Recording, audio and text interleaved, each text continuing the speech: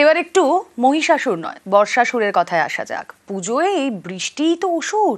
পঞ্চমী থেকে দক্ষিণবঙ্গে বৃষ্টি আরও বাড়বে। আবহাওয়া দপ্তর সূত্রে যা খবর, পঞ্চমীতে দক্ষিণের 4 জেলায় ভারী বৃষ্টির সতর্কতা। দক্ষিণ 24 পরগনায় ভারী বৃষ্টির সম্ভাবনা রয়েছে। আগামীকাল পঞ্চমী, সেখানে 2 মেদিনীপুর এবং ঝাড়গ্রামেও ভারী বৃষ্টির পূর্বাভাস। তাহলে কি গোটা পুজোটাই এরকম হাতে ছাতা নিয়েই কাটবে বঙ্গবাসী? জানার চেষ্টা করি, প্রতিনিধি বিশ্বজিৎ রয়েছেন সঙ্গে। বিশ্বজিৎ, একদমই ছাতা অবশ্যই নিতে হবে, তবে বৃষ্টি পঞ্চমীতে বেশি বৃষ্টির সম্ভাবনা। আজ রাত থেকে আগামীকাল রাত পর্যন্ত এই পর্যায়ে অন্তত 4 জেলায় ভারী বৃষ্টির সম্ভাবনা রয়েছে। দক্ষিণ 24 পরগনা, পূর্ব ও পশ্চিম মেদিনীপুর এবং ঝাড়গ্রাম। বাকি কলকাতা সহ দক্ষিণবঙ্গের সব জেলারই আকাশ মেঘলা থাকবে এবং দফায় দফায় কয়েক পশলা বৃষ্টি হতে পারে। অর্থাৎ কাল দিনভর বৃষ্টির সম্ভাবনা থাকবে। কোথাও কোথাও লাগাতার বৃষ্টি কিছুক্ষণের জন্য হতে পারে। অর্থাৎ এই পরিস্থিতি পঞ্চমীতে যে পরিস্থিতি হবে তার থেকে ষষ্ঠী, সপ্তমী, অষ্টমী এই 3 দিন কিছুটা কম বৃষ্টির সম্ভাবনা থাকবে। যদিও ষষ্ঠীর দিন কিছুটা বিক্ষিপ্তভাবে বজ্রবিদ্যুৎ সহ বৃষ্টির সম্ভাবনা কিছুটা বেশি থাকবে এবং তারপর ক্রমশ কমতে থাকবে। তবে বজ্রবিদ্যুৎ সহ হালকা মাঝারি বৃষ্টি, স্থানীয়ভাবে বজ্রগর্ভ মেঘ থেকে বৃষ্টি এবং বৃষ্টি না হলেই আর্দ্রতাজনিত অস্বস্তি চরমে উঠবে। এবং অষ্টমীর পরে আবার হাওয়া বদল হবে, অর্থাৎ নবমীর দিন আবার মেঘলা আকাশের সম্ভাবনা।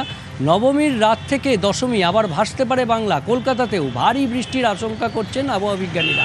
শুধু কলকাতা নয়, কলকাতার মতো দক্ষিণবঙ্গের 7 জেলাতে এই রকম ভারী বৃষ্টির সম্ভাবনা থাকবে। দক্ষিণ 24 পরগনা, উত্তর 24 পরগনা, নদিয়া, হাওড়া, হুগলি, পূর্ব ও পশ্চিম মেদিনীপুর এই জেলাগুলিতে ভারী বৃষ্টির সম্ভাবনা থাকবে। ভারী বৃষ্টির সম্ভাবনা থাকবে একেবারে দশমীর দিন। অর্থাৎ সব মিলিয়ে বলতে গেলে পুজোর মধ্যে ভারী বৃষ্টি, যেমন পঞ্চমীতে ভারী বৃষ্টি, তেমনি আবার দশমীতেও ভারী বৃষ্টির আশঙ্কা। বিশ্বজিৎ, এই ভারী বৃষ্টি হওয়ার সম্ভাবনা যে আমাদের মনটা খানিকটা ভারী করে দিচ্ছে তা তো আর বলার অপেক্ষা রাখে না।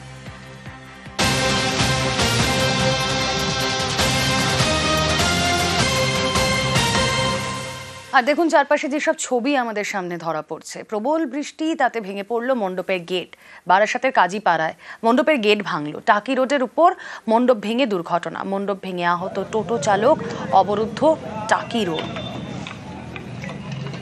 ছবি দেখছেন আপনারা, মণ্ডপ ভেঙে দুর্ঘটনা টাকি রোডের উপর। এভাবেই প্রবল বৃষ্টিতে মণ্ডপের গেট ভেঙে পড়ে। কথা বলবো, জিয়াউল আলম রয়েছেন সঙ্গে। জিয়াউল, বারাসাতে প্রবল বৃষ্টি এবং সেই বৃষ্টির ফলে কিন্তু একটি টাকি রোডের উপরে বিশাল তোরণ, আলোর তোরণ, সেটি কিন্তু হুড়মুড়িয়ে ভেঙে পড়ে একেবারে রাস্তার উপরে এবং তারপরে একটি টোটোর উপরেও ভেঙে পড়ে হুড়মুড়িয়ে। ফলে সেই টোটো চালক যেমন আহত হয়েছে, টোটো কিন্তু দুমড়ে মুচড়ে গেছে। প্রায় অবরুদ্ধ হয়ে যায়, প্রায় 1.5 ঘন্টা ধরে টাকি রোড অবরুদ্ধ হয়ে যায়। খুব গুরুত্বপূর্ণ রাজ্য সড়ক, ফলে তার উপরেই পড়ে। প্রায় তারপরেই ইতিমধ্যে কিন্তু এই যারা দায়িত্বে ছিলেন, লাইটের দায়িত্বে ছিলেন বা প্যান্ডেল করেছেন, তাদেরকে একজনকে আটক করেছে। তার কারণ নিয়ম না মেনেই এই আলোর তোরণ করা হয়েছিল। ফলে সেটা হুড়মুড়িয়ে ভেঙে পড়া। ইতিমধ্যে একজনকে আটক করেছে বারাসাত থানার পুলিশ। ফলে প্রায় 1.5 ঘন্টা পরে অবরুদ্ধ হয়ে যাওয়ার পরে কিন্তু হাত লাগায় পৌর কর্মীরা। তারা কিন্তু সেই বাস সরিয়ে সেখান থেকে স্বাভাবিক করে। কিন্তু যেভাবে এই অল্প বৃষ্টিতেই কিন্তু হুড়মুড়িয়ে ভেঙে পড়ে, ফলে যথেষ্ট একটা চাঞ্চল্য দিচ্ছে আমরা টাকি রোড এলাকা জুড়ে। প্রাকৃতিক দুর্যোগ ছিল, একটা বিরাট জোরে হাওয়া এসেছিল, হঠাৎ করে তখনই পড়ে গেল। এখানে টোটো গাড়ি ক্ষতিগ্রস্ত হয়েছে। খুব তাড়াতাড়ি হয়ে যাবে, দুর্যোগের তৎপরতায় কাজ চলছে। এলাকার সমগ্র মানুষ নেমে গিয়েছে এখানে খোলার জন্য। চতুর্থীতে মুষলধারে বৃষ্টি আসানসোলে। জামুরিয়ায় কেন্দাতে ভাঙলো লাইটের গেট।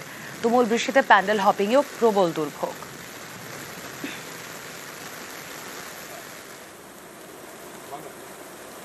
তুমুল বৃষ্টিতে প্যান্ডেল হপিংয়ে দুর্ভোগ।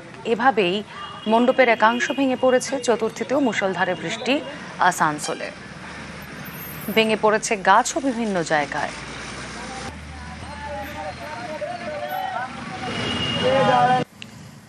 দুর্গাপুরের শঙ্করপুর সর্বজনীন দুর্গাপুজোর লাইটের গেট তাও ভেঙে পড়ল। চতুর্থীর দুপুরেই ভেঙে পড়ে। দীঘার জগন্নাথ মন্দিরের আদলে এই বছর গড়ে তোলা হয়েছে শঙ্করপুরের দুর্গাপুজো মণ্ডপ। সেই মণ্ডপে যাওয়ার রাস্তার মাঝের যে আলোকসজ্জা তার জন্য যে বিশাল লাইটের গেট দাঁড় করানো হয়েছিল, দুপুর গড়াতে না গড়াতেই হঠাৎই তা ভেঙে পড়ে। দুর্যোগ নেমে আসে দুর্গাপুরে। ঝোড়ো হাওয়া আর মুষলধারে বৃষ্টিতে হঠাৎই এই গেট ভেঙে পড়ে যায়।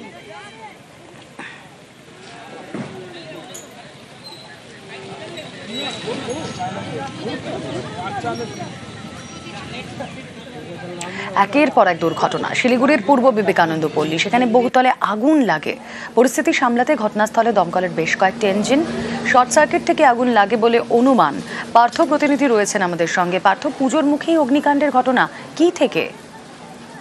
সেটা নিয়ে কিন্তু এখন যথেষ্ট ধোঁয়াশা রয়েছে দমকল কর্মীরা। কারণ এই যে বিবেকানন্দ পল্লীর যে বহুতল, একেবারে তার টপ ফ্লোরেই কিন্তু যে ঘরটি ছিল সেখানে কিন্তু আগুন লাগে। ওখানে সাধারণত পিজি স্টুডেন্টরা থাকতো, কিন্তু সেই সময় তারা ছিলেন না এবং আচমকা আগুন লাগে এবং দাও দাও করে আগুন জ্বলতে থাকে। এবং দোকান থেকে কিন্তু স্থানীয়রা দমকলের খবর দেয়। দমকলের দুটি ইঞ্জিন ঘটনাস্থলে পৌঁছয়। প্রায় 2 ঘন্টা চেষ্টা আগুন নিয়ন্ত্রণে আনে, কিন্তু সেই বিল্ডিং এর সিঁড়ি তার পরিসর অত্যন্ত ছোট থাকে, সেই জন্য কিন্তু দমকল কর্মীদের উপরে পৌঁছতে খানিকটা বেগ যেতে হয়। এবং গোটা বিষয় খতিয়ে দেখছে দমকল এবং স্থানীয় থানার পুলিশ এবং ওই বিল্ডিং এর মালিকের কাছে কিন্তু গোটা বিল্ডিং প্ল্যান পেয়ে পাঠিয়েছে দমকল আধিকারিক। ওকে।